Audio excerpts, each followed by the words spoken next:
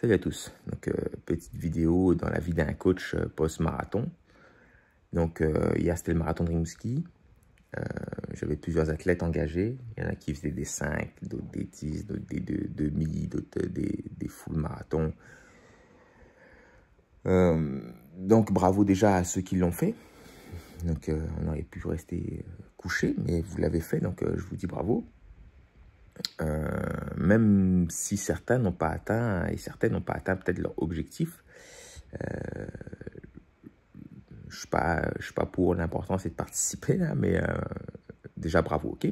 Ensuite, au dernier marathon de Paris, je sais plus celui-là ou le d'avant, mais ils ont fait une statistique, il y a 66% des gens qui surestimaient ou sous-estimaient leur temps.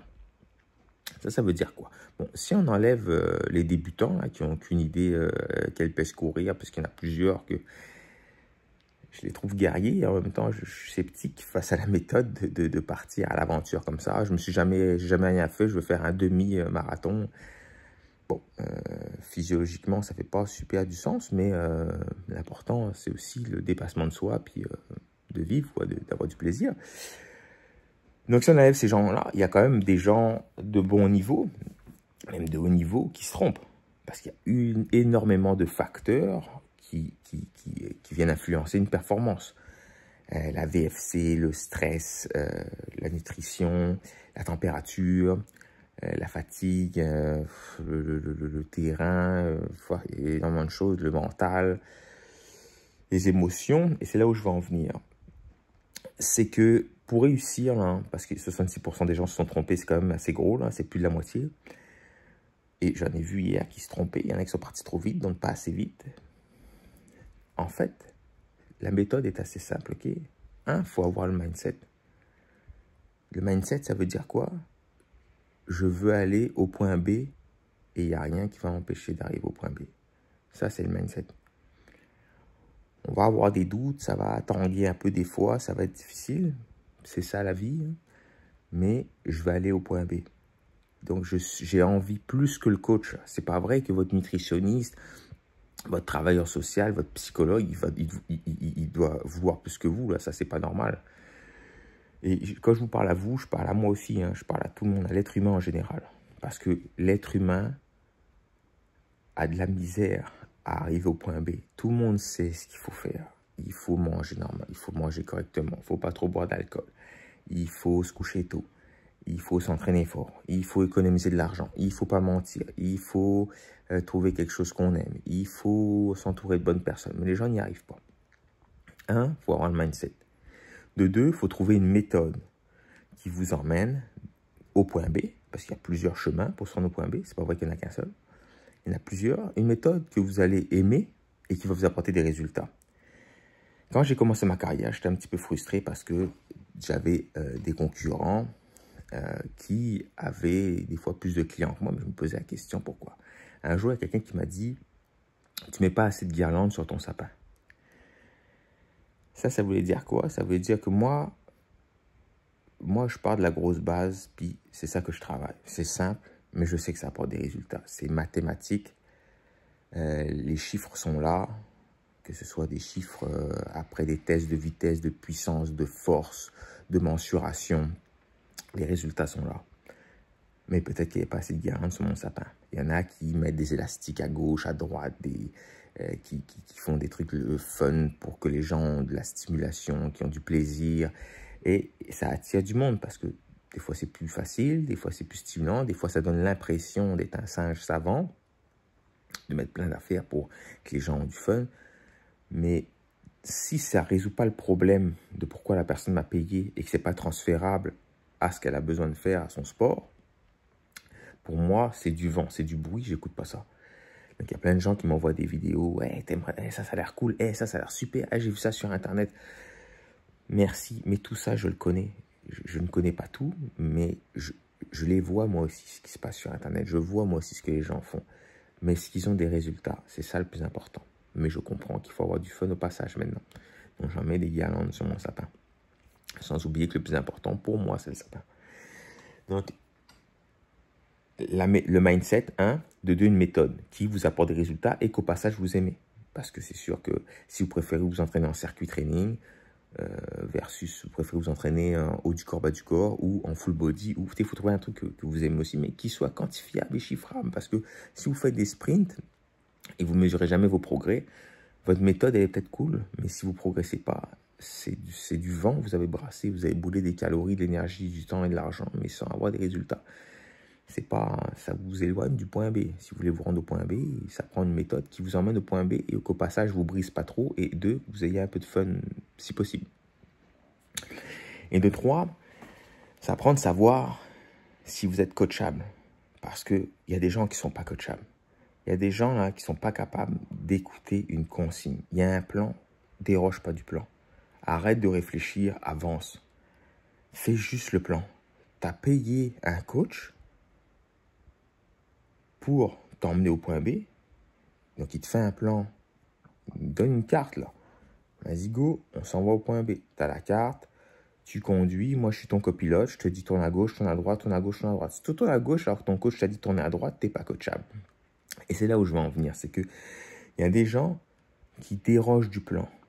Ça veut dire, oh, ça fait il m'a donné 2 jours off avant d'aller faire la course. Je vais m'entraîner parce que j'ai peur de ne pas y arriver si je prends 2 jours off. Ça, c'est une émotion. Ce n'est pas la réalité.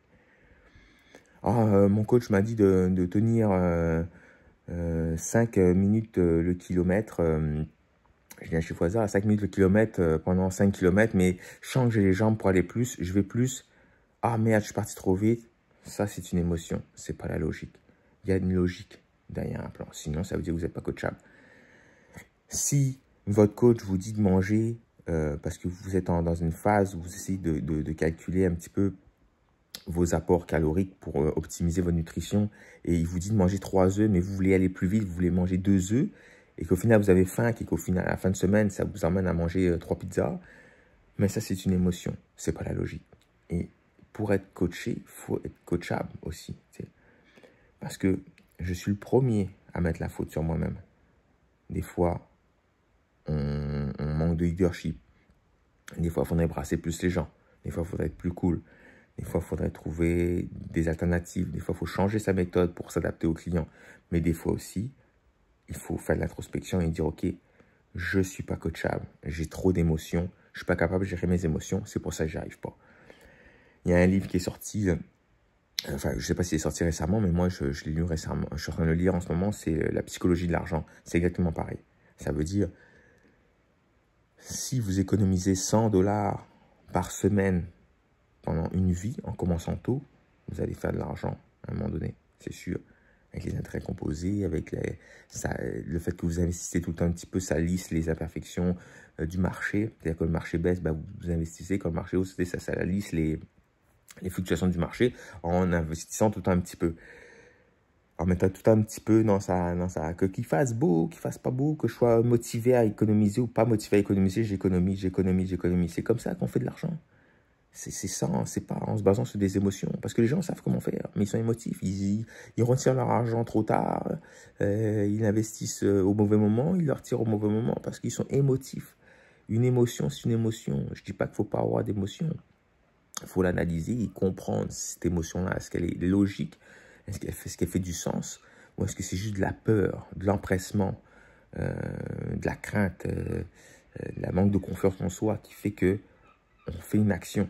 C'est pas une envie. J'ai envie, je le sens, j'ai le goût, j'ai du plaisir. Ça, c'est des belles émotions. Mais la peur, la crainte, etc., des fois, c'est pas rationnel. C'est pour ça que vous avez un coach, c'est pour ça que vous avez un conseiller financier, c'est pour ça que vous avez des psychologues, c'est pour ça que vous avez... parce que les gens ne sont pas objectifs envers soi-même.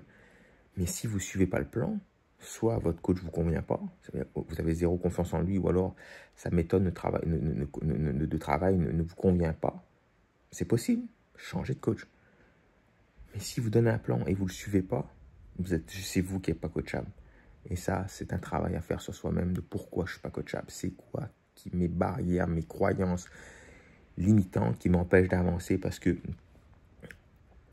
j'entraîne tout le monde de la meilleure façon possible. Il y en a qui y arrivent, il y en a qui n'y arrivent pas. La différence entre ces gens-là, c'est qu'il y en a qui tracent le plan. Ils sont faciles à coacher, ces gens-là. Tu leur dis, allez, avance. Tu fais 10 répétitions à 100 livres. Oh, mais là, ma grand-mère est malade. Ah, mais là, je le sens pas. Mais aujourd'hui, mon astrologie m'a dit de ci. Ah, mais là, oh, ça, c'est des émotions, là. Arrête de réfléchir, fais-le. Tu réfléchis trop, mais il y a quelque chose plus profond que ça. Au fond, au fond, au fond, au fond, au fond, au fond, qui vient vous chercher. Ça veut dire, je me suis comparé à l'autre qui a mis 110, moi j'ai mis 100. Je vais essayer de mettre 110 parce que lui, je me sens inférieur à lui. Je ne suis pas vrai, je vais mettre plus que lui pour montrer que lui, que moi aussi je suis ici, que moi aussi cette fille-là, je suis plus belle qu'elle, ou que je vais aller plus vite parce que j'ai vu telle fille dans un magazine qui était plus belle que moi, plus mince, plus... Ça, c'est des émotions. Tu as une job à faire, tu veux te rendre au point B, il y a eu un chemin, je te l'ai donné, une recette, suis la recette. Parce que même sur le site de Ricardo, là, vous voyez en bas des recettes, les commentaires, c'est une... Oh, si vous voulez vous installer, vous achetez un paquet de popcorn, et puis vous lisez ça une soirée, là, vous allez rire. Ah, j'ai remplacé la mayonnaise par de la moutarde, ça goûtait pas bon. Ah, j'ai mis le four, j'ai pas fait à la poêle, je l'ai fait au four plutôt. Ah, mais je comprends pas pourquoi ça goûte la merde.